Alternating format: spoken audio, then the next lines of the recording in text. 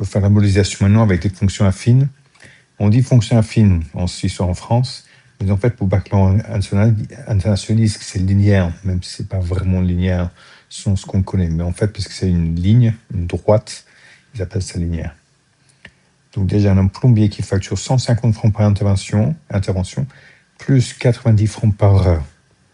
Donc on va modèle en forme de fonction pour la valeur facturée f en termes du temps t. Donc, que je devrais voir. Déjà, un petit tableau, ça m'aiderait bien.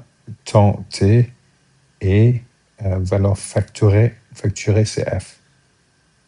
Donc, si je fais 1 heure, ça serait le 150 plus 90, ça fait 240. Je fais 2 heures, je ferai déjà 240 plus encore 90 pour l'heure supplémentaire, ça fait 330. 3 heures, ça ferait 420.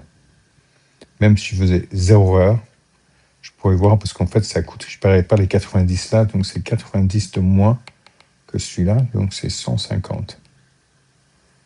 Et ça fait une droite, parce que c'est toujours plus 90, plus 90. Donc en fait, chaque fois que j'avance d'une heure, plus 1 heure, je fais plus 90 pour les frais. Donc ici, on a monté sur avancé. Je peux trouver m est égal à 90 sur 1, qui est égal à 90. Ou je peux prendre ça comme x1, y1, x2, y2. J'ai 2 points sur la droite. Et je fais m est égal à y2, 330, moins y1, 240, divisé par x2 moins x1. Ça va être 90 sur 1 à 90.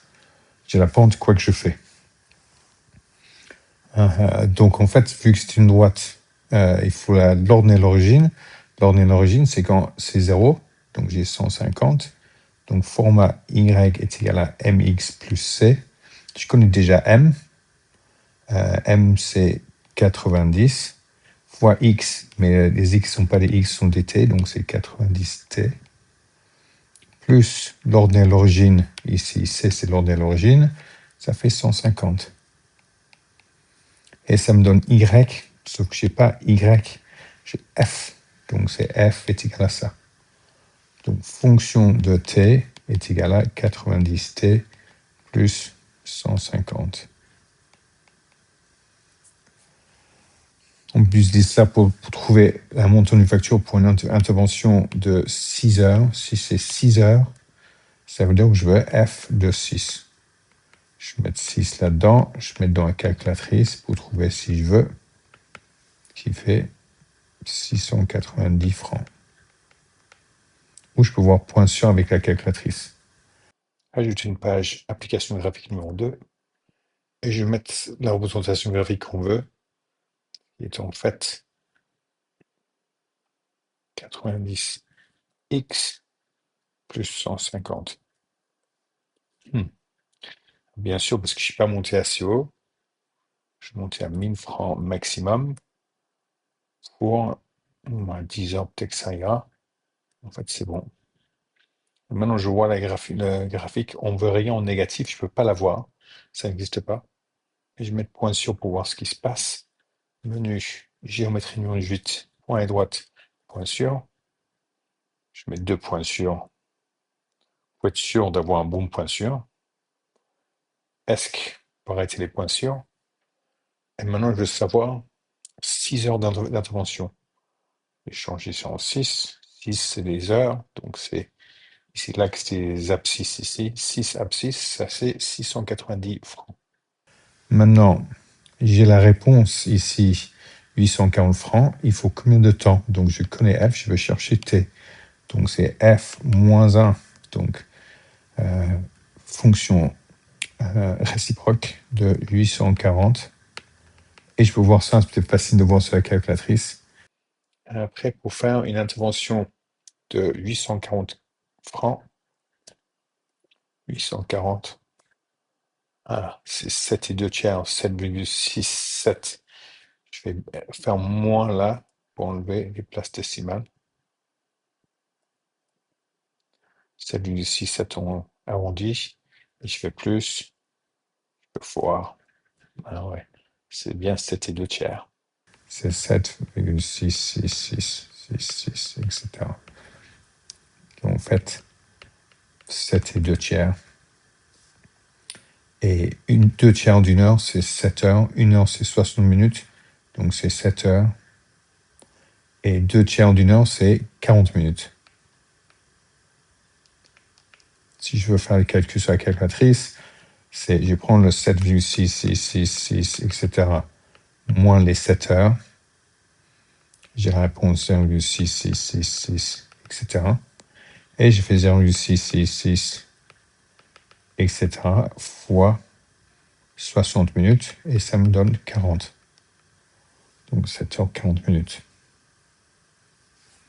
Ça marche bien pour un modèle où on sait exactement ce que c'est. Donc ça, c'est les valeurs exactes. Il fait toujours 150 francs pour une intervention, plus 90 francs, 10 francs l'heure. On peut voir ça. On peut même voir sur un calculateur, pour un point sûr, parce qu'on a bien fait pour trouver les valeurs. Et ça fait une droite comme ceci. Donc, pour notre méthode, je pourrais faire aussi que ici, c'est Y, non, P est égal à 90T plus 150. Ça, c'est T, et ça, c'est P. Et les points sur G, 7,6666, etc., 840. Et le point que j'ai trouvé, c'est 690. Et ça, c'est la méthode pour cette réponse-là, ici avec le point là, 690. Et inverse, j'ai mis 840 comme la réponse et j'ai trouvé la valeur originale. Donc, cette fonction réciproque de la réponse me donne la question. 7h40 minutes pour la deuxième partie. Une autre fonction, c'est la puissance en chevaux d'une voiture thermique tous les ans. Parce qu'en fait, plus on utilise une voiture thermique, ça perd de la puissance. On a créé un modèle pour la puissance de la voiture, P en chevaux, selon l'âge, en année, et ça, c'est le modèle. En fait, comment on a fait, on va voir ça plus tard dans les chapitres qu'on va faire ou dans les sujets, que si j'ai des points là, ils ont mesuré tous les ans, donc au début 0 année, il y avait 300 chevaux. Au bout d'un an, ils ont mesuré, ça fait, là c'est 296, au bout de 2 ans, c'est 283, au bout de 3 ans, 289, etc., etc., etc., etc., etc. Et ils ont fait une modélisation qui est celle-là, qui est 7 égale à 300 moins 3t. On voit que la droite ne passe pas par tous les points. Mais en fait, c'est pas mal ici. C'est bien bon au début. Il y a des points qui sont pas bons. Non, mais je trouvais quelques points au-dessus ou en dessous. Mais c'est un modèle qui nous semble assez fiable. On sait, c'est peut-être qu'ici, ils n'ont pas bien fait les révisions. Là, ils ont bien révisé, ils ont remonté un peu. Et là, c'est une courbe normale. Attention, c'est pas 0 ici, on ne va pas perdre toute la puissance. Il reste quand même 255 au bout de 15 ans. On calcule la puissance attendue au bout de 15 ans à 255 chevaux. 15 ans, ah oui, 255 chevaux. Expliquer si notre calcul est raisonnable. Mais on sait ce qui se passe entre 0 ans et 8 ans, et la ligne à droite qu'on a faite nous semble bien raisonnable. Donc ça, c'est la fonction qu'on peut utiliser. Donc ça semble bien raisonnable. Mais qu'est-ce qui se passe après? Est-ce qu'au bout d'un moment, ça devient juste, ça baisse plus parce que c'est au minimum que ça peut faire? Ou est-ce que ça dit, le moteur commence à être un peu capote et ça descend encore plus vite? Je ne sais pas. Donc dès qu'on sort des données qu'on a, on peut modéliser, mais c'est beaucoup moins fiable. Dans cette partie-là, on appelle ça interpolation, parce que c'est là où on a les données. Interpolation, c'est trouver quelque chose qui semble raisonnable avec les données qu'on a.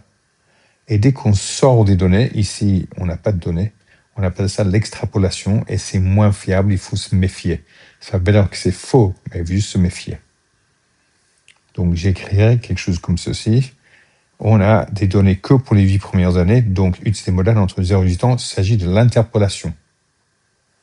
Bien que le modèle semble raisonnable en dehors des années où on a des données, c'est l'extrapolation qui pourrait marcher, mais il faut s'en méfier parce qu'il se peut que le modèle change en dehors des 8 premières années. On ne sait pas si ça va changer ou pas, mais au moins, ça veut dire qu'il faut faire attention en dehors des valeurs mesurées.